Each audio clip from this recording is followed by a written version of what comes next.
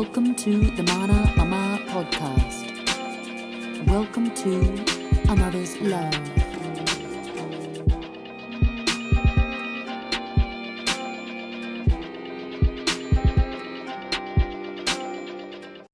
How are you today, Davidson? Well, I think aside from answering how am I because normally when I ask that question, it's it's who are you today? And I think that really draws like a narrative of understanding in which operative measures are you showing up today? Like which energy are you choosing to present to the world today? So I guess in answering that question, I'm really peaceful. I'm so in love with my being and who I am right now, and just the cup is overflowing with so much gratitude, so much love, and being held in a home with three beautiful queens is it's undeniable that that there's space for me to tap into that feminine nature of who I am. So that's how I am today. Oh, what a beautiful answer. Thank you so much. I'm so excited to be having this conversation with you. I'm so grateful that you are here and in the kitchen, in the Mana kitchen. And I just to tell everyone listening, I don't even know you very well, in terms of mind and knowledge and time. But the connection was immediate, on a soul level on Instagram. And that was through, navigating and feeling through the Amend movement, and initially thinking that you were an active director. And so I was like, I want to, find out more about this human. And very quickly I was like, this dude is on. I love this human. I love what he stands for, and these things that you stand for are really what I want to talk through today, because it's so important. I think, Davidson, you're just doing your life in a really humble way, but it's profound, like what you are walking and how, and the values that you stand for and put out there are super, super, super powerful and refreshing and needed. And I feel like it's the way you're walking, and that's why I want to talk to you today, is kind of like representative of a return to the divine masculine, actually, like planetarily. So let's get into it, I guess. Yeah, I don't know. Like, why don't you start by telling us, like, what do you stand for? Like, what is super passionate, for you in your life right now? Jeez, as you were speaking through that whole intro slurb, I was like, is there a question here? Because that was so much. But look, I'm glad that you simplified it for me. What do I stand for? Honestly, I stand for me. I stand for the love of love. I stand for the love of my children and who I get to nurture them to become, or to return back to, so to speak. I stand for women. I stand for all things humanity, humility. I stand for peace. I also stand for the nurture of love, because the way that I used to know love was love with conditions and love with unhealthy boundaries, and love with, expectations or attachments. But the love I stand for now is love with love. And that's in every space that I hope to be in and will continue to be in, for as long as I remember to, show up in that space with my love of love, which is love without boundaries, love without conditions or expectations, love without attachments. I know that I'm portraying the purest and the highest form of what I can give in that love or in that space. That's what I stand for. Right on. And so are these the principles or the values that led you to the creation of the Amend movement? Can you tell us about how that came about for you? Yeah, 100%. Look, upon reflection, yes, in that moment, in the space, in the birthing of Amend, I think it was just a sense of belonging, a sense of brotherhood, a sense of wanting to be connected with something or someone that just understood what you know, the path and the journey that I had come from. And so that with that, I guess came, you know, what could we do? What's out there? Which then called us forward to do the work on self, you know, because in order for us, and you know this, you know, in order to be able to hold that space safely and guide men into, you know, feeling you know, vulnerable and feeling okay with their insecurities, we had to be okay first with it. Yeah. And so obviously it took me down a personal development journey, while still, you know, in the birthing of Amend. It was just, I think it was just more so, how could we, you know, portray this message of love with being able to firstly hold space for self and then hold space for others. So beautiful. And how important do you think this is these days, this sense of belonging for fellas? Do you know, like, you know, earlier I was talking about, you know, this overarching return to the divine masculine that is happening, whether we like it or not. Like, that is what the invitation is of these times, is for fellas to go deep, to rise, to do all the things, to come back to their, you know, their nobility, their power. How important do you think that is, actually, like connection and belonging? Oh, look, I think for me it's super important. I think there's a sense of belief out there that it's not so important, you know, and that if we just choose to show up the way that we are, you know, we will be okay. Why I choose to, I guess, why that's so important to me is because in order for me to be able to hold a container, and I'm referring to my home, it's super important for me to return to the feminine essence of who I am and to learn about, you know, all the toxic masculinity patterns that, you know, and behaviors that I was portraying that I thought was okay once upon a time. Do you know what I mean? And so I thought, you know, that I was just going to be okay by just doing, you know, the bare minimum.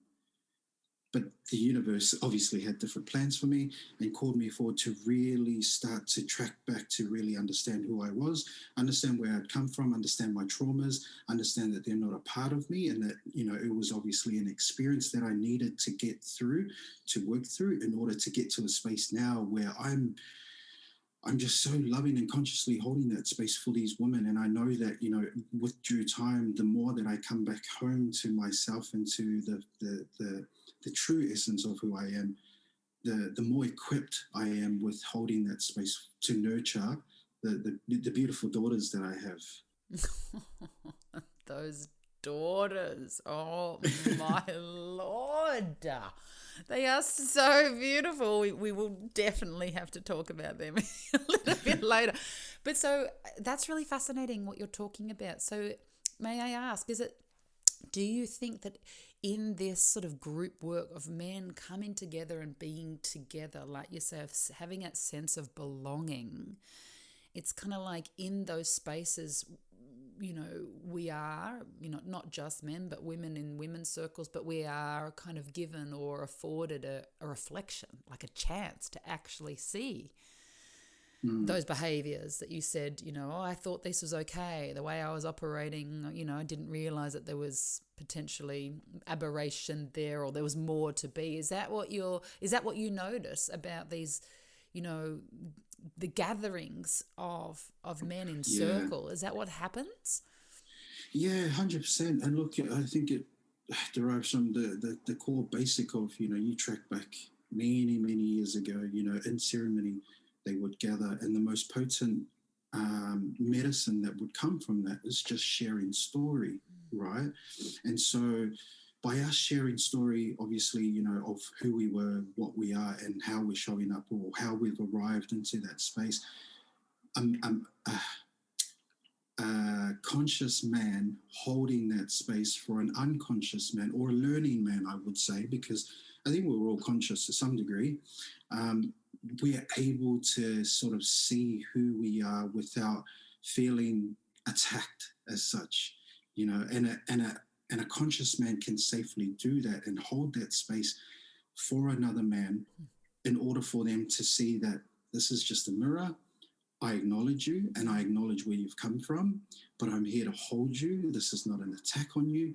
And without judgment or without any resentment, thereafter, I'm going to continue to love you and show you this new form of loving and a new form of how a man can show up in any loving relationship, romantic or platonic.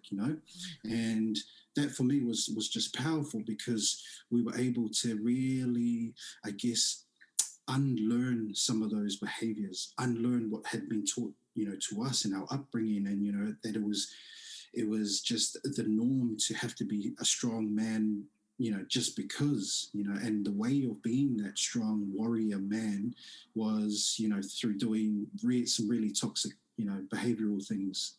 And so for me, I was so content with that during a period of my life where I was just like, that's just it. There's nothing else. There is no other way of love. And until that obviously came into my awareness, that wait a minute, what if there was another way of loving? What if there was another way of being a man and coming back to love yourself as a man?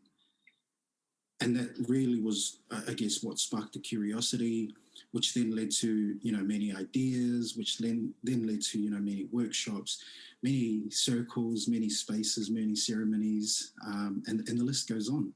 Oh, it's so valuable. It's so beautiful. And, for any brothers listening, I guess this is the major inspiration is that, we need to be together. We need to come together in circle, in ceremony, for this medicine, that you talk about. And it is such an ancient way of being. We're meant to be in tribes. We're meant to be in circles. That is where we learn.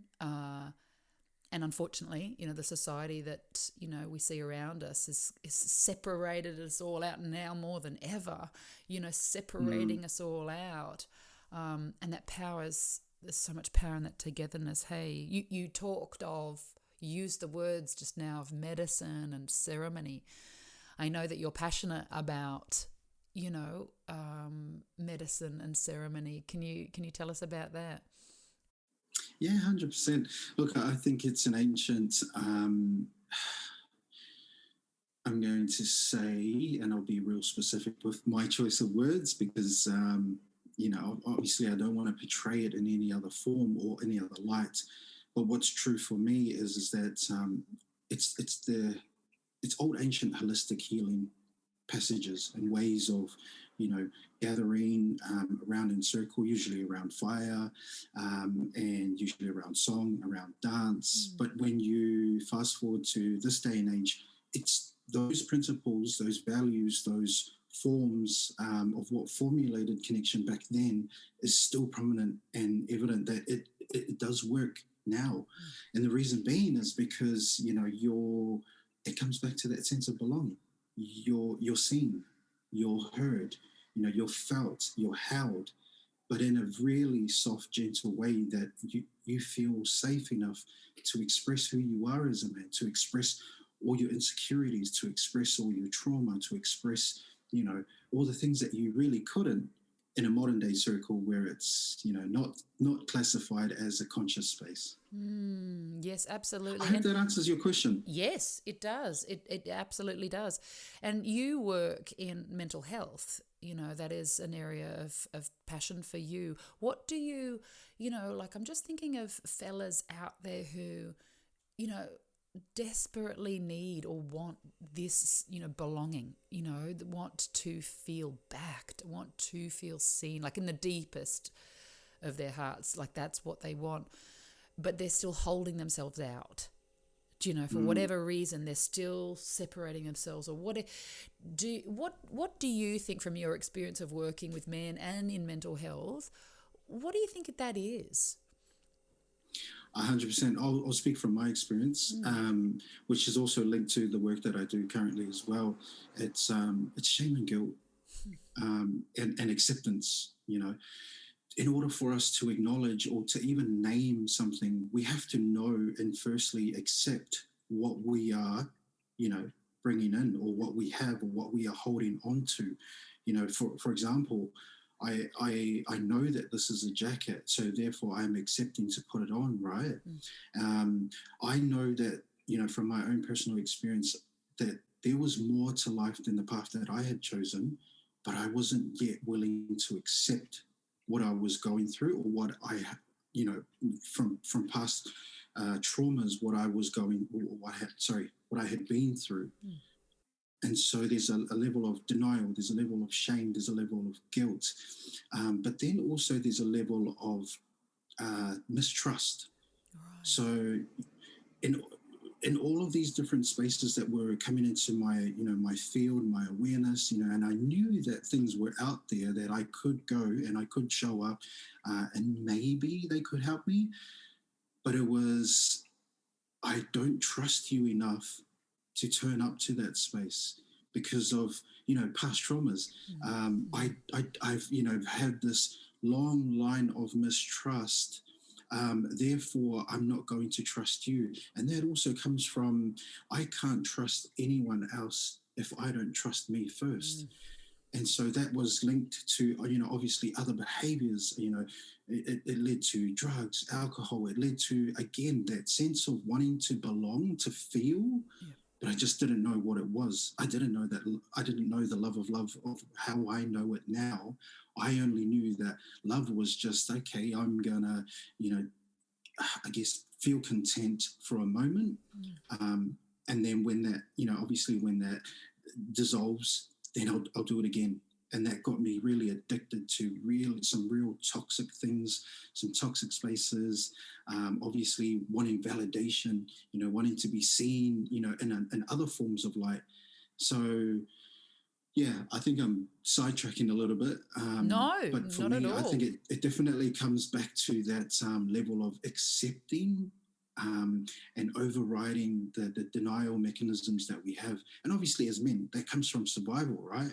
And so if I'm going to, accept that I am feeling off, accept that I'm feeling, a little weak, accept that I'm feeling not myself, then I'm denying the man that we know of in society. I'm denying myself a place in that circle of strong, tough men. Do you know what I mean? So that it all interconnects with each other. But I think that the core essence of it is just acceptance, and being okay. Obviously trusting yourself to know that it is okay to ask for help. Men are AB. Women, and this is something I've known for quite some time now. Women are A, B, and C. So what I mean by that, and F, Q, R, Z, and P, and sometimes 100%. M. 100%. But that was, I guess, what I'm speaking about, men being A, B, that's what I thought, because I'm now A, B, C, all the way to Z. I now track straight back to A as well, right? And that's taking all things into consideration. That's understanding who I am and what I'm showing up as today. In essence, if I'm faced in a situation with a partner or anyone else, I know that from my level of consciousness, you are not attacking me. You are attacking the unseen person within you, the unheld person that is in you, because you were trying to express, and you were trying to project your hurt, your shame, your guilt on me. And so when I say men are AB, what I used to know men as AB, I purely mean men are really like, we get in, we get out. If there's a job, you go to mow the lawns, we get in, we do it, we're out. Yep. Whereas a woman, she'll show up, she'll risk manage that whole space, she'll consider all options before pulling. Do you know what I mean? Yes. Is this safe enough? What's around me, and I don't know, like, are there clothes on the line? Do I have to take that in first? Whereas men, we'll just get in, we'll do the job, and we'll get out. Yep. And so that's how I feel, when you show up in these spaces, it's, I don't know how to get to to the C's and the D's because I'm too fixated on just getting in and getting out.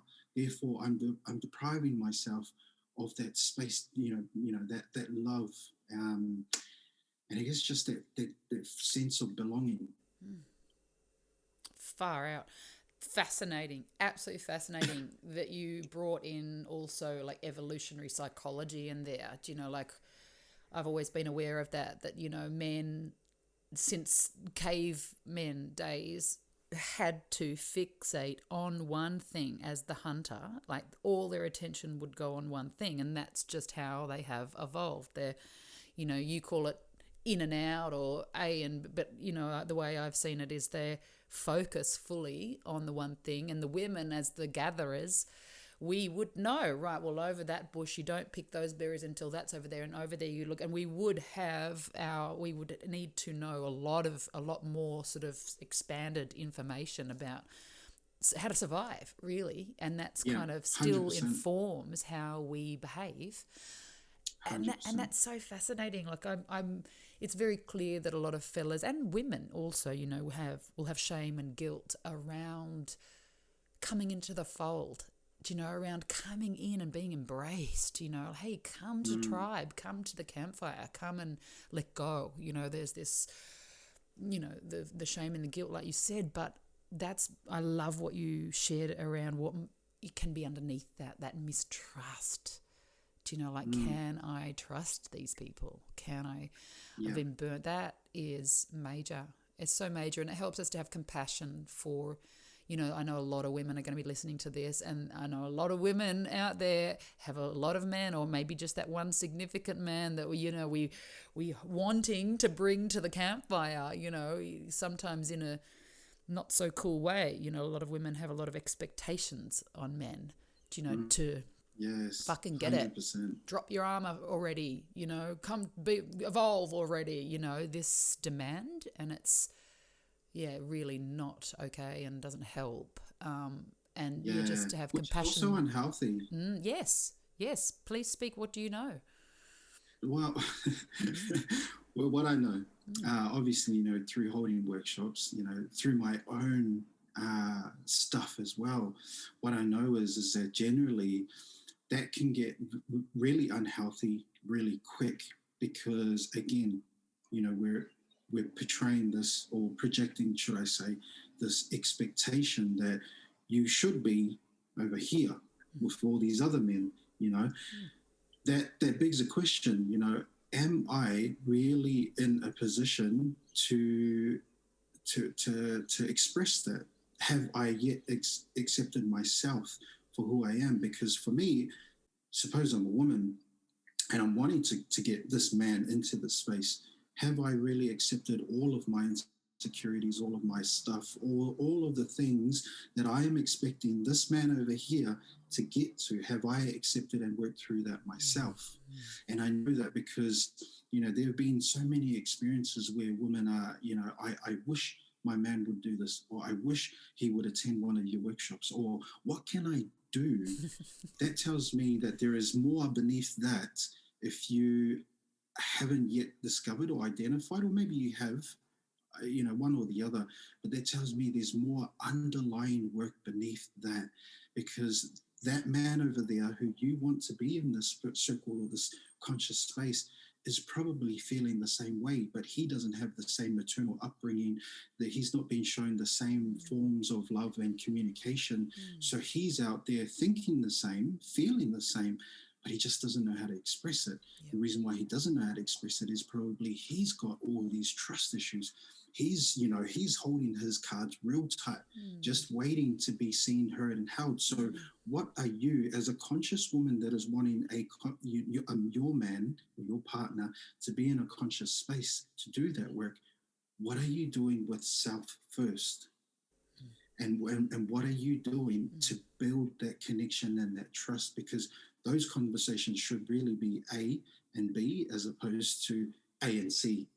And that's what I mean about, women considering all options first. But the simple, I guess, the most untapped healing modality for some, and I'll say for some, is just that basic form of communication between A and B. What can I do to make you feel safe? You know, just asking those real simple but basic questions, like, what is it that you are wanting from me today? You know, how do you want me to show, or how do you want me to hold you in this experience that you're feeling? Or where do you think that comes from? You know, I can hear your frustration. I hear the words, and they're not really, you know, they're all the wonderful, colorful things. I hear that. But where is that coming from? And what can I do to hold that person that is now showing up in this argument or in this feeling of attack? So, yeah, I think there's a whole lot of work to be done, and it's generally not at that surface level. Yes, I mean, obviously we can identify that you know what needs to be done, but before we get to that, we need to understand what has gotten you to that, what has gotten me to that, and how can we work through that in order for us to truly rise together and truly, because, and I say this from a place of love, we don't need all these things that are out here. What we need is to really come back to your heart centers, to my heart center, and truly understand and accept who I am first, in order to know and understand who this person is. You know, in any situation, whether it's at work, whether it's on the, you know, in traffic, there's underlying and there's core things that have heightened the expressions of how that person is showing up in that space, in that moment right now. Oh, 1,000%. You know, I feel really emotional, actually. I had quite a strong wave of emotion just come through right now when you said, do you know, like, how do you want me to hold you today? How can I make you feel safe? Like that offering is immense, actually, for women, and not just women, for men, from women, you know, to have that level of consciousness where it's like, yeah, fuck, this world is crazy. Yeah, this, you know, our pasts have been really hurtful. How can I, you know, show up for you and acknowledge that? There's so much demand on people to have it all sewn up. You know, we've got to have it all healed, and it's so limited and immature. And yeah, I mean, yeah, I just felt a huge, I mean, even even you just sharing that, like, I had a huge swell of relief, because, you know, I think of my my relationship with the father of my children, and he, bless his heart and soul, but he's really violent fella, and I was violent with us. And it was the opposite of safety. It was in every way, psychological, all of it. And it can become, for a woman or a man who has been through these experiences of distrust, like you say, there were things that have beaten our trust up, you know, then it's like this dirty secret, or this luggage that is like, oh God, we dare not bring that to the table. We dare not bring that into a circle, you know, a relationship, a space. But it's, you know, those questions that you offered, you know, like, how can I make you feel safe? It's like, fuck, everything can just drop away, you know, in that true presence. And correct me if I'm wrong, but I get a sense, my brother, that is what you are bringing home, you know, in a big way, to your Queen Ash and your two beautiful princesses. Can you tell us about that? About, you know, your role as father and what it means to you? Yeah, 100%. Yeah, look, it means the absolute world to me. Having arrived at a decision to walk away from a movement or a conscious space, where we were running workshops across New Zealand and Australia. We were running online workshops, and it was such a growing platform. And here I was arriving at this decision to leave at its peak. And for me, now I'm getting emotional. For me, it was so important to make and to be okay with that decision because of my own upbringing, because of my own sense of not, I guess, having a place that I could stand and feel, that I could express, my thoughts, feelings, and or emotions in a safe way. And whilst I was out, helping, the masses of communities out there, I quickly discovered that, hang on, this doesn't feel right. It's meant to feel right in the home first, not right in the external. But when I return home from overseas, or when I'm returning home from these calls or holding these women in these spaces, there's a level of unease or uncertainty in my personal home space. And that's what drew the line for me, because I quickly discovered that the woman that was smiling, the woman that was nurturing these kids, well, kid at the time, the woman that was, taking time for everything else except for her, that just was like, that's pretty much what broke the camel's back. Then our relationships started to distance, and then further distance, and then distance a little bit more. And so by the time I had arrived to that destination of, okay, this is the decision that I want to make, this is what's on my heart right now, I'm going to walk away from everything to return back into my physical home to do the workshops there, was because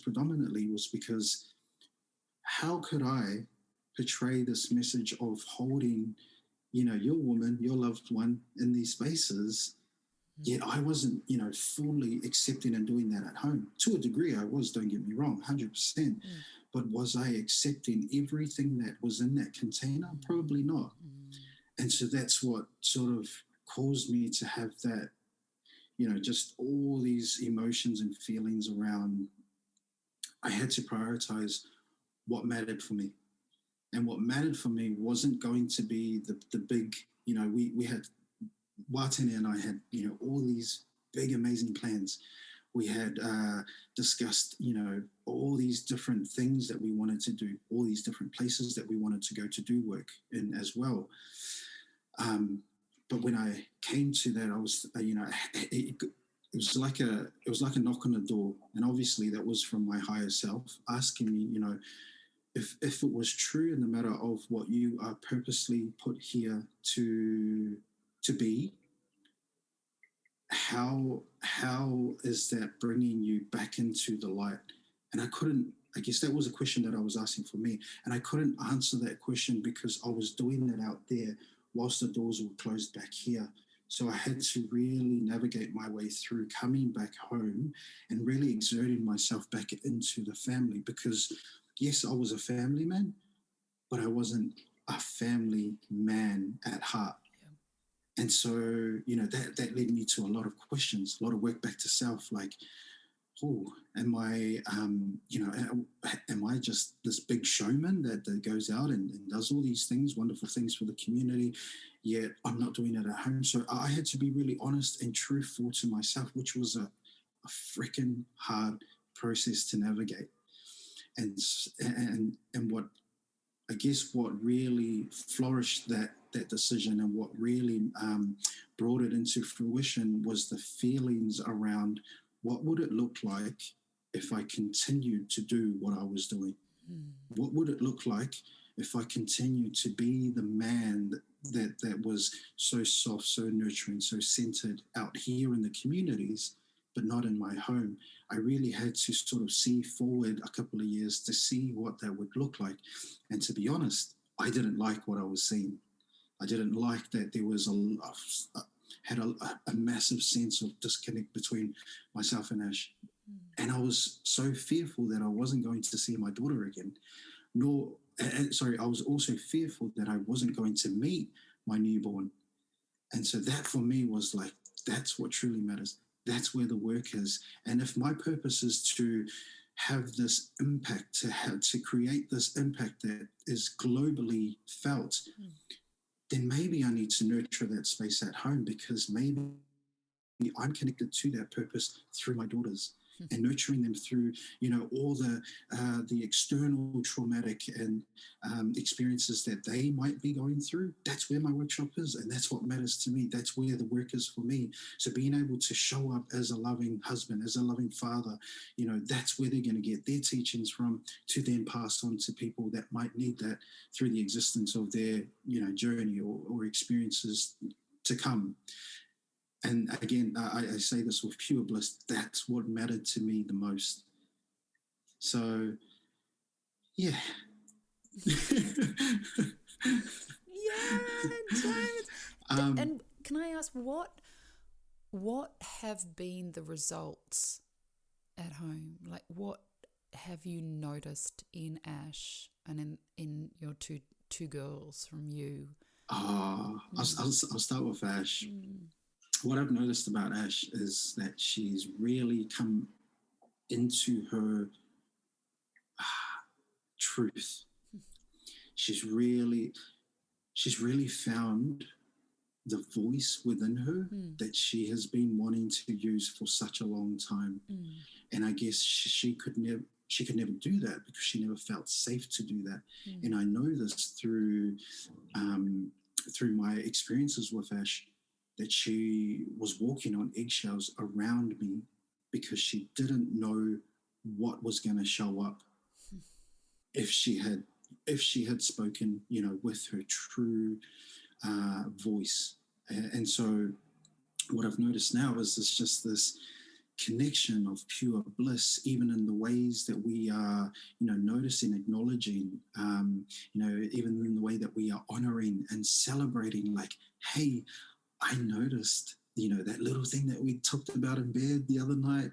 I noticed you did that today. Like, it's those small things where we get to really celebrate and honor within each other, because, parts of it is, I guess 90% of, getting to that stage is definitely her within honoring and accepting her own worthiness to step into that, but also me opening those doors and being okay with her stepping into that, not feeling attacked, not feeling controlled, not feeling like, hey, wait a minute, you're now trying to control the situation. No, I'm just going to let it be, and what will be will flow from that. And obviously the growth within our relationship now, by golly gosh, it has been amazing. the level of intimacy, but even intimacy through, just the touching, on, if we're there on the couch, watching TV, through our communication, through our conversations, our daily conversations, we do this thing that we check in with each other.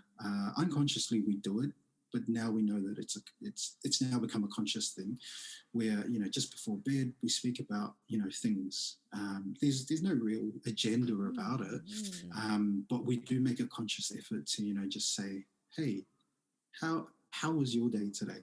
I mean, we spent, the last 14 hours together in the same room, but how was your day today? Because what your experience of that day and what my experience was could be two totally different things. So I guess it creates this like borderline security almost, so that we know that if I was out of line today, okay, great, I'll acknowledge that. And I hold myself accountable to that, because now tomorrow when I wake up, I know exactly what I need to do in that space, where I need to navigate, how she would like to be held when we are in those situations again. And it's just been pure bliss, hey. Oh man, I can feel it. I can feel it. And it's a topic that is very, very dear to my heart, is like sacred relationship, and for not just because it's, the incredible journey of self-realization and initiation, bliss and pain and all the amazingness that it is, but what it means for the children. Like what it means for the children, and therefore what that means for society. And it's everything. Yeah. And again, that's exactly what's so big in my heart, because the work for me, the return home physically for me was, I guess I needed to be initiated back into the husband role first, because the fatherhood role was going to be dictated or going to be, I guess, held by what I could formulate within that husband-wife relationship. Yeah. And everything else just flowed naturally from there. With coming closer energetically, spiritually, physically as well, which all three components are so super important, and one in alignment with one another. For me, I had to sort of find a way to navigate and how I could be initiated back into that. And there were two things that came from that was, how could I get Ash to trust me again? Trust me in a sense that, I wasn't going to just say one thing and then be another thing and then just go off and create another space or go back to the Amen movement space, and so I had to really build that. And I won't lie, it took some like freaking hard work. It took some real deeply seated emotional traumas to show up and to come up. But I was willing to accept, and I was willing to commit to doing the work that I knew was going to be mirrored by Ash. Coming back into that physical space as a husband, I knew that that was, there was going to be a place for that, but I was so committed. I was more committed to what was going to come up than to just easily walking away. And I think it helped that, neither of us wanted to walk away at the exact same time. We were always, trying to fight for that relationship. If it wasn't me, it was her. If it wasn't her, it was me, so we never at the same time wanted to walk away. We knew that there was, that was a possibility, but I think we loved on each other too much to just, give it up for something that we could, work through. And it sounds so easy now that I speak about it, and for the listeners, like it's definitely not. There needs to be a level of acceptance and commitment to self and also to the other person. And, some would question, well, if you knew that, that was a possibility and that you guys would, have a marriage breakdown, why wouldn't you just walk away? Why wouldn't you just save each other the heartache? Because I've seen, I've listened to podcasts where they're discussing these things. For me, honestly, I don't see myself being with anyone else, because I know spiritually what that connection is between Ash and I. And if I can go a little bit deeper, obviously we've had, a lot of work. We've done our own, work on ourselves spiritually, energetically, mentally, physically, and whatnot. But the one thing that I am certain of is that we've shared a past life before, and that we've tried to form and come through the I guess agreements and lessons that we've wanted to learn, and we haven't yet completed that in past lives. And so there came a space where we were just like, well, let's do this, because I don't want to come back in another lifetime and have to go through this whole cycle again. Yes. I want to be able to work through this here right now, but more so, I want to do it because I love you too much, and I love me. I love me the most when I'm safe with Ash. And I love who I am and who I be, and I love my energy. I love where my mental space is at. I love where my physique is at. Generally, when things are beautifully flowing between Ash and I. And it's when they're not, that's generally when the little people in me start to show up, the shadows of the little people. I've never heard that beautiful term of endearment for our fucking goblins. The little people. 100%. Love So it. I just love who I am. When things are beautiful for us, and so I guess that leads me to then go into that space and what we're teaching our actual little people, our little humans, our beautiful daughters, and when there's so much love and so much love just flowing through the home, energetically, it's a beautiful space. It's a place of nurturing. It's a place of comfort. It's a place of laughter. It's a place of just being, whatever we decided to show up, whether it's a clown, whether it's putting makeup on, whether it's playing with dolls, it's just beautiful, So, and then long term, I guess forward thinking, that's the person. That Lima, my daughter, my 4-year-old, that's who she's going to show up. That's how she's going to represent herself to the universe, to the world. When the doors open, when everything is okay and back to normal, that's who she's going to, represent herself and also ourselves, myself and Ash. Our lineage, our culture, what we've formed in the house, the dynamic of how we've, raised her, she's then going to be able to express and share that with the masses to come. Oh. And I guess that's why it's so important for me. Yes. And, it's so beautiful what you said earlier about, I was a family man, but I wasn't a family man, like embodied, like fully with every cell choosing that as priority and wanting that. And I mean, as far as I see it, it's really the backbone of sane society and therefore sane humanity is a family man. Us women can't create children without man. Do a man who is like, right, I am committing to this. That gives me so much hope. Men like you give me so much hope. Do they really do. Like, I just want to lay it on thick for a second here, brother. Like what you're standing for, it's so humble, but it's so incredibly important.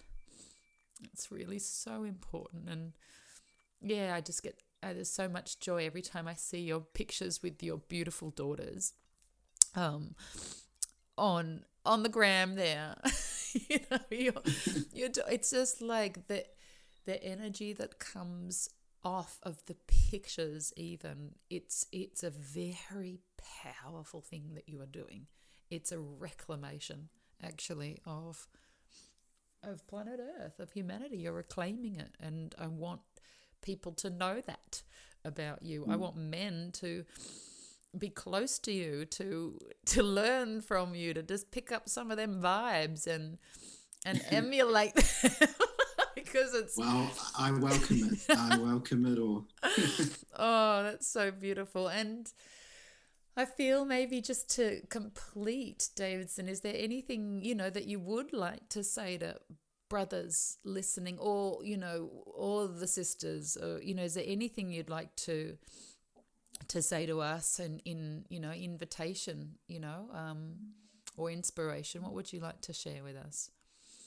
Geez, inspiration. Now you got me thinking. No, look, I say that from a pure place of a humble heart, because I've never seen myself or considered myself as someone who could inspire people.